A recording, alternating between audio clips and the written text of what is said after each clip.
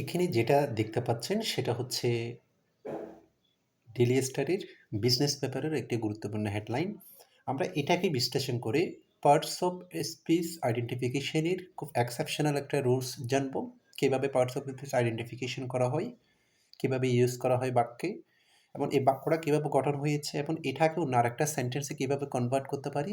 এক কথায় আমরা ফ্রি হ্যান্ড রাইটিংয়ের এখানে গ্রামেটিক্যাল বিষয়গুলোকে বিশ্লেষণ করে অনেকগুলো বিষয় এখান থেকে আমি আনতে পারি।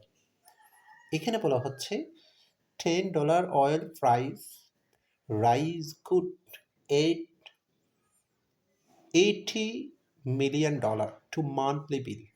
আচ্ছা, এই সেন্টেন্সটার অর্থটাই হচ্ছে, প্রথমে আমি একটু অর্থটা বাংলাটা ট্রান্সলেশন করি। $10 অয়েল প্রাইস, অর্থাৎ তেলের মূল্য $10, রাইজ বৃদ্ধি, কুড অ্যাড যেটা করতে পারে, যুক্ত করতে পারে, $80 মিলিয়ন, $80 মিলিয়ন মান্থলি বিল, মাসিক বিলে যদি তেলের মূল্য যদি $10 বৃদ্ধি পায় তাহলে মাসিক বিলের জ্বালানি খরচ বাবদ প্রায় $80 মিলিয়ন যুক্ত হবে খরচ।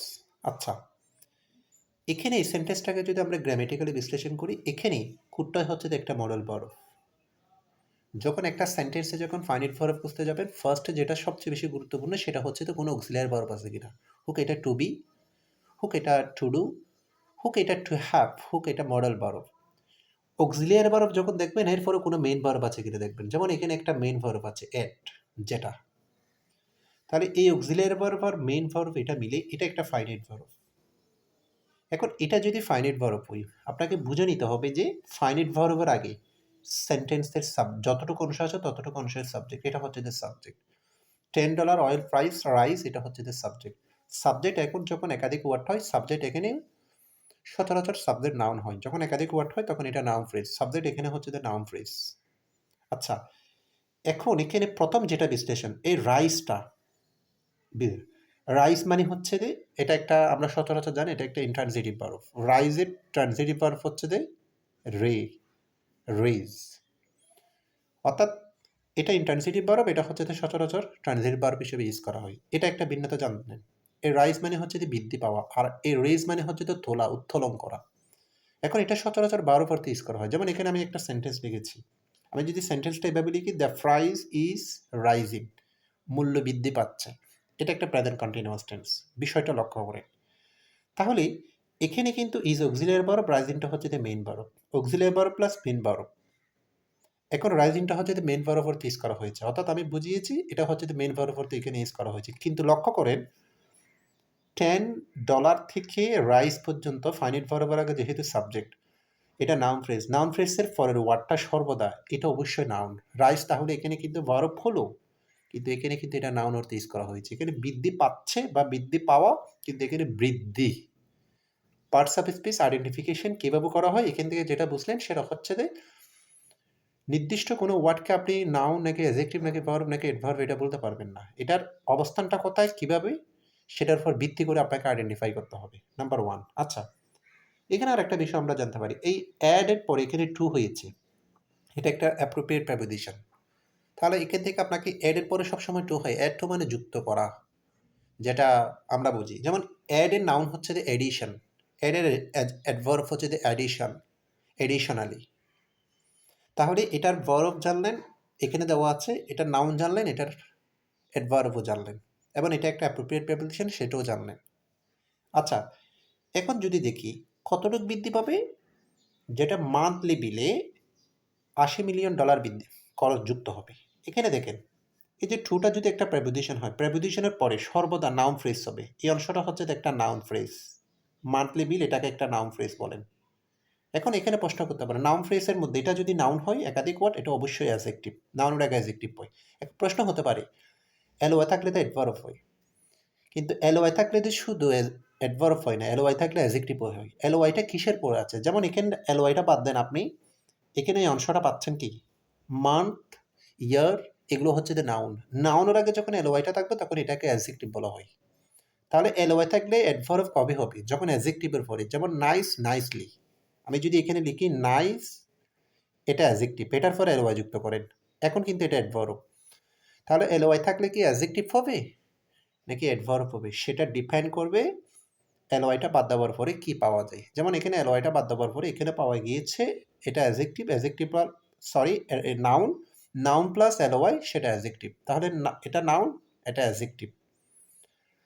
আচ্ছা যাই হোক, এখানে একটা ফাইনাইট ভার্ব এবং এখানে একটা সাবজেক্ট, এবং এখান থেকে এটা একটা নাউন ফ্রেজ, এটা একটা নাউন ফ্রেজ, বিল একটা নাউন, মানলি এটা হচ্ছে দ্য অ্যাজেক্টিভ, এবং অ্যাজেক্টিভের গঠনটা নাউন প্লাস অ্যালওয়াই হলে সেটা অ্যাজেক্টিভ, আবার অ্যাজেক্টিভ প্লাস অ্যালওয়াই হলে সেটা অ্যাডভার্ব, সেটাও জানলেন। এটা একটা সিম্পল সেন্টেন্স, একটা সাবজেক্ট, একটা ফাইনাইট ভার্ব। এখন মনে করুন আমরা যখন ফ্রি হ্যান্ড রাইটিং, আমরা যখন প্রিসেস রাইটিং বা সামারি রাইটিং, কোনো প্যারাগ্রাফ, যখন কম্পোজিশন, এসে, যখন কোনো কিছু লিখতে যাই, আমাদের সেন্টেন্সের যে ভ্যারিয়েশনটা গড়ে তোলা, এটাই হচ্ছে যে লেখার যথার্থতা।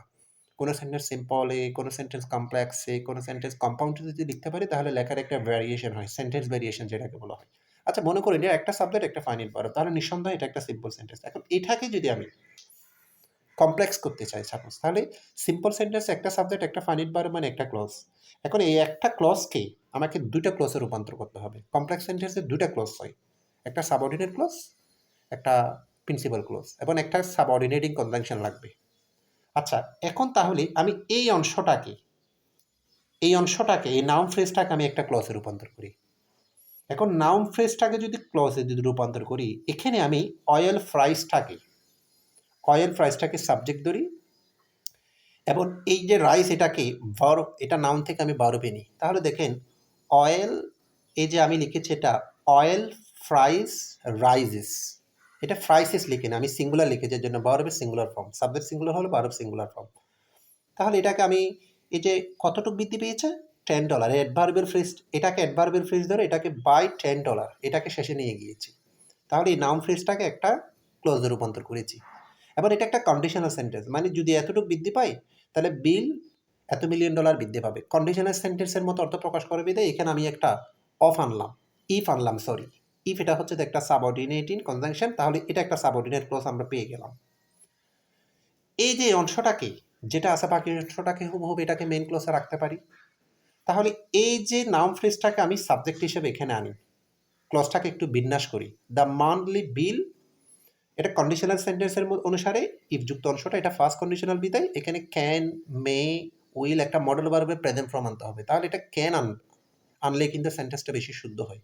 তাহলে দ্য মান্থলি বিল ক্যান, এটাকে ফেসিভ অর্থে দিলে, মানে বিলটা হচ্ছে দ্য অথরিটির মাধ্যমে অ্যাড করা হবে, পেসিভ অর্থ প্রকাশ করেছি আমি। The monthly bill can be added. তাহলে এটাকে আমি একটা মেইন ক্লোজ করেছি এই অংশটাকে। সিম্পল থেকে এখানে আমি কি করেছি, সিম্পল থেকে হচ্ছে যে এখানে কমপ্লেক্স করেছি। সিম্পল থেকে কমপ্লেক্স করার জন্য জাস্ট এই নাউন ফ্রেজটাকে একটা হচ্ছে যে সাবঅর্ডিনেট ক্লজ করেছি, এটাকে মেইন ক্লজ হিসেবে এখানে রেখে গিয়েছি। আর এখানে ক্লজ রূপান্তর করতে গেলে কিছু সাবজেক্টের বিন্যাস করতে হয়েছে, ক্লজটাকে আবার নতুন করে গঠন করতে হয়েছে, অনেক কিছু বিষয় এখানে কিন্তু আনতে হয়েছে। অর্থাৎ এভাবে যদি আমরা যদি কোনো একটা সেন্টেন্সকে যদি অ্যানালাইসিস করি, তাহলে আমাদের ফোকাস রাইটিং বলেন বা ফ্রি হ্যান্ড রাইটিং বলেন, এটা খুব দ্রুত ইমপ্রুভ করা একদম ইজি। যা হোক, এভাবে অ্যানালাইসিস করার চেষ্টা করুন, তাহলে একসাথে অনেক কিছু আপনি শিখতে পারবেন।